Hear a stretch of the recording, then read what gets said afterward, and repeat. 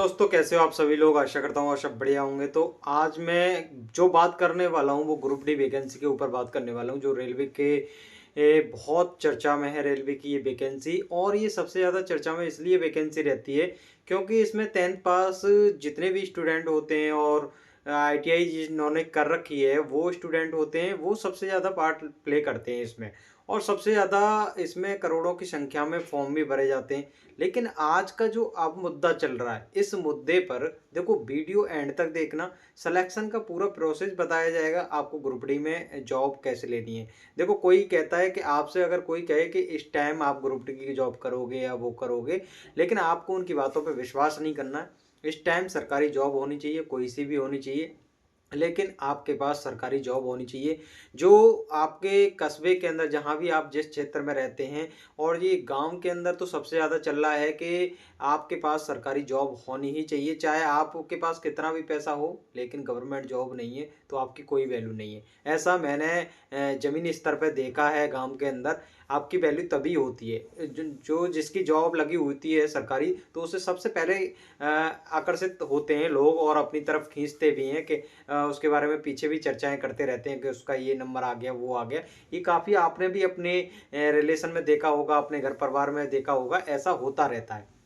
तो इसी बात में मैं चर्चा कर रहा हूँ। लेकिन इस ग्रुप डी वैकेंसी के आने से, लेकिन ये बात देखा होगा आपने, आपके तो क्या मजे आते होंगे। स्टूडेंट आपस में लड़ाई लड़ते ही रहते हैं और काफ़ी दुखी भी रहते हैं, ठीक है।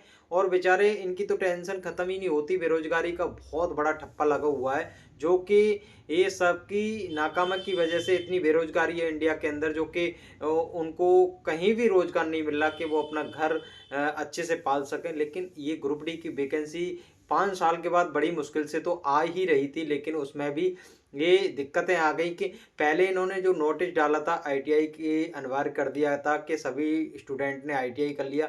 लेकिन जिन्होंने आईटीआई नहीं किया था, भाई, जनसंख्या सभी एक जैसी नहीं है, सभी इक्वल नहीं होते। किसी के पास पैसा है, किसी के पास नहीं है, किसी ने आईटीआई करी है, किसी ने नहीं करी है। लेकिन जो अभी नोटिफिकेशन आया है उसमें दिक्कत क्या हो गई है कि आईटीआई को हटा दिया गया है और 10th पास वालों को मौका दे दिया गया है। लेकिन इस 10th पास मौका मिलने से आपको आईटीआई जिन्होंने कर रखी है वो 10th तो की ही होगी, उनको भी इसमें मौका मिलेगा। लेकिन वो इसलिए घबरा रहे हैं कि हमारी जो सीट है, हमारा जो कंपटीशन होता वो कम होता, और इसमें 10th वाले भी आ जाएंगे तो करोड़ों की संख्या में कंपटीशन होगा। लेकिन उनको बहुत घबराहट हो रही है और इससे काफ़ी दिक्कत भी होती है और इतने सारे फॉर्म भरे जाते हैं। लेकिन उन 10th वालों को भी ये सब मौका मिलना चाहिए। हम किसी पर्टिकुलर एक उस पर 10th और आईटीआई के बारे में बात नहीं कर रहे, हम सभी का साथ देना ही चाहते हैं कि आईटीआई वालों को भी न्याय मिलना चाहिए। लेकिन आज के टाइम में इस 5 साल के बाद भी 32,000 वैकेंसी लिख रही है, तो ये तो बहुत बड़ी बात है। और ये एक ऊँट के मुँह में जीरे वाली बात हो गई।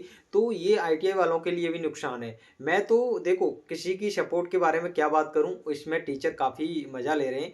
और मज़ा क्या ले रहे हैं, उनकी ये परीक्षा जो हो रही है इस टाइम सबसे सटीक परीक्षा है टीचर की, जो आज के टाइम में ग्रुप डी वैकेंसी के द्वारा उनकी ली जा रही है। ग्रुप डी वैकेंसी में अगर टीचर, जो भी स्टूडेंट जुड़े हुए हैं, वो अगर 10th प्लस वालों के, 10th जो कर रखी है 10th वालों के साथ में अगर जाएंगे तो आईटीआई वाले नाराज हैं, आईटीआई वालों के साथ जाएंगे तो 10th वाले नाराज हैं। उनकी बहुत आफत आई पड़ी है। उनको बदतमीजी भी कर रहे हैं टीचरों के साथ स्टूडेंट, और भद्दे भद्दे कमेंट भी कर रहे हैं कि वो ऐसा है, वो ऐसा है। तो टीचरों की जो कमेंट पहुंच रही हैं, जो क्लास ले रहे हैं। लेकिन मैं ये कहना चाहूँगा, टीचर पता नहीं क्यों अपना ये धंधा बना लिया है उन लोगों ने कि वैकेंसी आई और धकाधक बैच स्टार्ट हो जाते हैं उनके। वैकेंसी का भी अता पता नहीं है। क्वालिफिकेशन अभी जो कंफर्म हुई है 10th, तो उसमें बच्चे घबरा रहे हैं। अभी ट्विटर कैंपेन चलेगा कि वैकेंसी इंक्रीज करा जाए, वो करा जाए। लेकिन उससे पहले ही सभी ने अपने बैच लॉन्च कर दिए कि हमारा इस तारीख से बैच आ जाएगा, इसको लीजिए, वो लीजिए। लेकिन मैं सभी स्टूडेंट्सों से एक बात कहूँगा, मैं स्टूडेंट होते हुए उनको अपनी एक्सपीरियंस के साथ एक राय देना चाहूँगा। देखो, अगर आपका बिल्कुल बेस मजबूत नहीं है, आपने अगर कुछ पढ़ा ही नहीं है, कभी मैथ को देखा ही नहीं है, कभी रीजनिंग को देखा ही नहीं है, तो टीचर के चरणों में जा कर के आराम से वहाँ आप वो जो कहते हैं ना, गंगा में डुबकी मार लीजिए। किसी भी टीचर को पकड़ के, पर्टिकुलर टीचर का मैं नाम नहीं लेना चाहूँगा, जो भी आपको अच्छा लगे, जिससे भी आपको समझ ना आए, समझ आ जाए, उनकी टीचर की जा कर के उनसे जुड़ जाएँ और आप अपनी पढ़ाई को स्टार्ट कर दें। लेकिन किसी स्टूडेंट ने काफ़ी समय से तैयारी कर रहा है, तो भाई मैं उनसे एक ही बात कहना चाहूँगा, किसी भी टीचर से जुड़ने की कोई ज़रूरत नहीं है। यूट्यूब पे काफ़ी कंटेंट पड़ा हुआ है, लेकिन किसी की भी लाइव वीडियो देखने की ज़रूरत नहीं है आपको। अगर आपने लाइव वीडियो देखी तो आप खुद बर्बाद।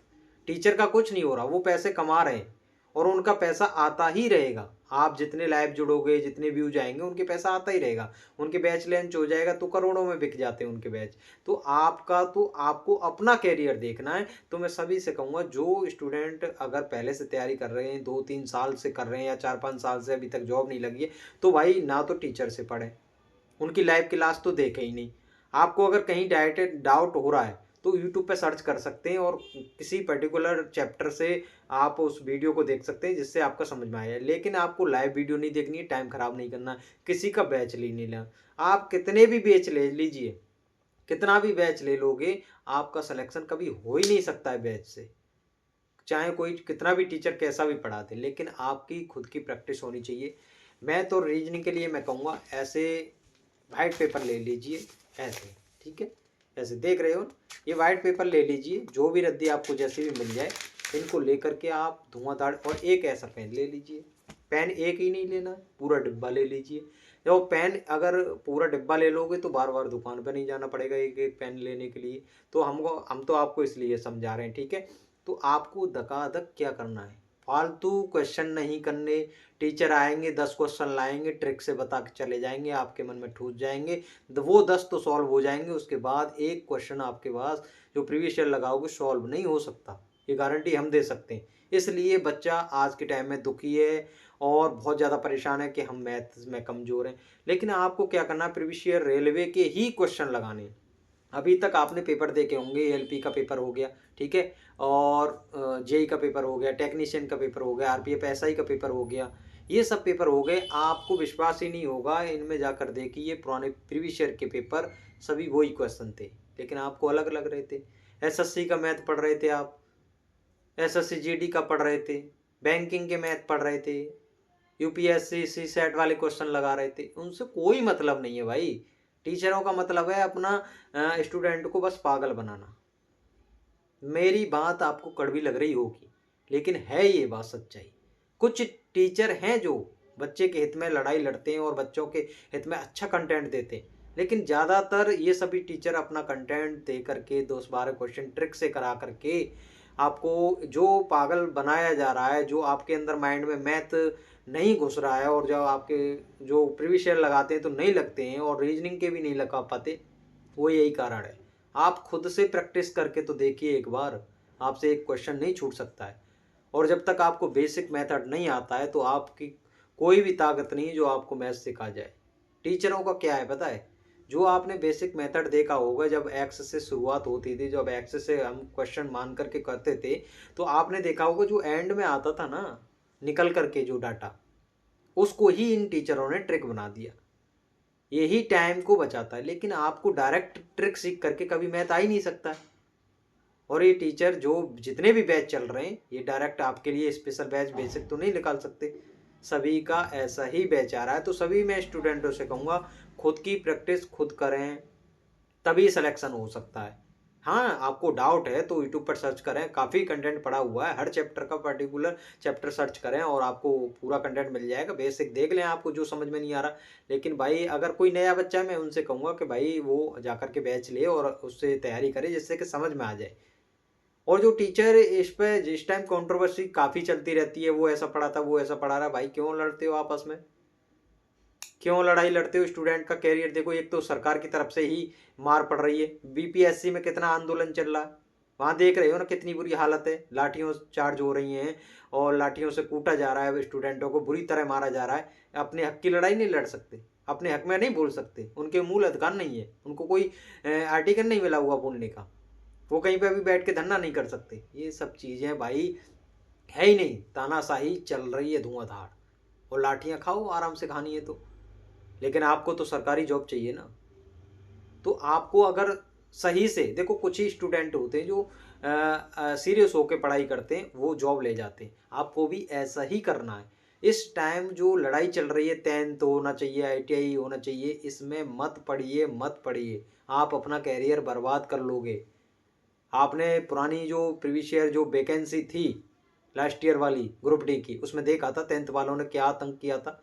उनकी संख्या सबसे ज़्यादा थी, ट्रेन फूकी थी, आतंक हुआ था, लड़ाई हुई थी, झगड़े हुए थे। आज तक सेलेक्ट हुए जो पढ़ने वाले थे, वो अपने एक रूम में बंद होकर के पढ़ाई कर रहे थे और सेलेक्ट है, अपनी जॉब लेकर के चले गए। आप क्यों लड़ रहे हो, क्यों फालतू में? आप अपनी तैयारी को मजबूत इतना रखिए। ITI रखें चाहे कुछ भी रखें, कोई भी क्वालिफिकेशन रखें, आपका फॉर्म भर गया तो आपको बस अपनी तैयारी पे फोकस करना है। हमको कैसे भी सिलेक्शन लेना है। टेक्नीशियन का रिजल्ट देखा है ना, 100 में से 93, 95, 97 तक नंबर लाए हैं बच्चे।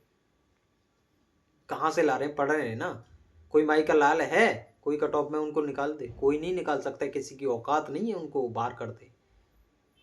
एक नसीब होता है जो, भाई कुछ हो जाए तो कह नहीं सकते, मेडिकल में निकल जाए, कहीं और निकल जाए तो कह नहीं सकते। कट ऑफ में उनको कोई भी ताकत उनको बाहर नहीं निकाल सकती। तो ऐसे तैयारी करिए ना। क्यों साला लड़ना है कि 10th है, क्यों ITI है? टीचर भी काफ़ी मज़े ले रहे हैं कि वो है वो है। भाई क्यों फालतू को स्टूडेंट को एक थोड़ी सी प्यार भरी भाषा में बता दीजिए ना। और वो कंटेंट की क्यों नहीं देते? RRB के अंदर जितने भी पेपर हुए हैं, साइंस को इतने उससे पढ़ाया गया है, लेकिन उन टीचरों से नहीं NCERT को पढ़ाया गया। एक एक लाइन से क्वेश्चन था वहां से। अपनी बुक पढ़ा रहे हैं, अपना प्रचार कर रहे हैं, रात दिन बहुत, एक एक रात में 2-2 3-3 बुक लॉन्च कर देते हैं। जाइए देखिए, मैं किसी चैनल का नाम नहीं ले रहा, आप खुद देखिए अगर स्टूडेंट हैं तो। क्यों बर्बाद कर रहे हो अपनी लाइफ? और नहीं, बर्बाद हो जाओगे, समय बीतता जाएगा, खुद बर्बाद हो जाओगे, फैमिली बर्बाद हो जाएगी। ना तो खुद तरक्की कर पाए, ना आपके बच्चे कर पाएंगे, माँ बाप भी बुढ़ापे में ऐसे ही निकल जाएंगे। ये सब दर्द हमने झेले हैं भाई, इसलिए बता रहे हैं आपको। तो मत पढ़िए, एक रूम में बंद हो जाइए, आराम से तैयारी करिए। जब भी पेपर होगा, 10th हो या ITI हो, कुछ भी होने दीजिए। आपको हाँ लड़ाई लड़नी है तो इसके लिए लड़िए कि वैकेंसी इंक्रीज कर दी जाए और पर्टिकुलर वैकेंसी दे दी जाए। ITI वालों के लिए ये वैकेंसी है और 10th वालों के ये वैकेंसी है, 1 लाख प्लस वैकेंसी दे दी जाए। 5 साल में इतनी वैकेंसी तो दी जा सकती है। इसके लिए लड़ाई लड़िए, इसके लिए टीचरों से बोलिए कि वैकेंसी को बढ़ाया जाए। अगर आपस में लड़ाई लड़ी आपने, तो मैं सच्चाई बता दे रहा हूँ कि ये वैकेंसी भी कोर्ट में चली जाएगी और लटक जाएगी। ना घंटा मिलेगा, घंटा ही हिलाते रह जाओगे। तो बस यही सच्चाई थी। बाकी हम जो कैसे तैयारी करनी है, कैसे पढ़ना है, कैसे मैथ को सही करना है, कैसे रीजनिंग को सही करना है, कैसे साइंस को, और कैसे GK को, RPF कांस्टेबल का भी पेपर है, अपनी तैयारी धुआंधार करते रहें। और कैसे इनको सही करना, कैसे पूरे में पूरे अच्छे मार्क्स लाने मैथ और रीजनिंग में। जो साइंस और GK में तो इतना नंबर पूरे में पूरे नहीं ला सकते। कुछ ही स्टूडेंट होते हैं, वो तो खुदा के ही अवतार होते हैं भाई, उनका तो कह नहीं सकते, ये अपवाद में आते हैं। लेकिन आप अच्छे मार्क्स ला करके अपनी कट ऑफ क्लियर कर सकें, इसके लिए हम अच्छी से वीडियो बना देंगे। लेकिन अभी जो हम बता रहे हैं, आप अपनी तैयारी पे ध्यान दीजिए, मत लड़िए, इन कंट्रोवर्सी में मत पड़िए। ये टीचरों का काम है, ये पैसे कमाने का काम है, वो करते रहेंगे। धुआंधार बिहार में आतंक देख रहे हो ना, वहाँ किसी ने, टीचरों ने भी साथ दिया, तो उसके बाद में एक दूसरे टीचर आपस में लड़ रहे हैं, बुराई कर रहे हैं। वहाँ पर स्टूडेंटों के बीच में आकर के कुछ अनावश्यक तत्व जैसे कहते हैं, भाई कोई आ गया और उसमें जाकर के हंगामा कर दिया और बदनाम स्टूडेंट हो गए, बदनाम टीचर हो गए। तो आपस में ये लड़ाई चलती रहेंगी। और जो BPSC के बारे में भी आंदोलन चल रहा है, क्या हुआ उसमें? कुछ हुआ नहीं हुआ, कुट रहे हैं, लाठीचार्ज हो रही है, वहाँ पर खा रहे हैं लाठियाँ, घर जा रहे हैं कुट कुट के, बर्बाद हो रहे हैं। क्या फ़ायदा है पढ़ाया? भाई ये सरकार है, नहीं चल सकती आपकी इनके आगे। तो आप अपनी तैयारी पे ध्यान दीजिए। आपका वहाँ सिलेक्शन नहीं हुआ तो आगे अगले एग्ज़ाम के लिए तैयारी करिए, लेकिन इसमें ज़्यादा टाइम ना बिताएं, अपना और कुछ भी देखें, क्योंकि यहाँ बर्बादी होती ही रहती है। स्टूडेंट अपनी पूरी आधी उम्र ही अपनी स्ट्रगल में निकाल देता है पढ़ाई की में, जो अपनी ज़िंदगी के शौक पहुँच कुछ भी नहीं कर पाता और बर्बाद ही हो जाता है। तो आपको ये सब नहीं करना है। आप और कहीं भी किसी भी फील्ड में भी जा सकते हैं, लेकिन इस टाइम रेलवे ने अगर मौका दिया है तो इस मौके को ना जाने दें आप हाथ से, तो ज़्यादा अच्छा रहेगा। तो बस मेरी तो यही जानकारी देनी थी, और बाकी हम आपको और अपडेट दे देंगे कैसे पढ़ना कैसे नहीं। तो मिलते हैं अगली वीडियो में। धन्यवाद।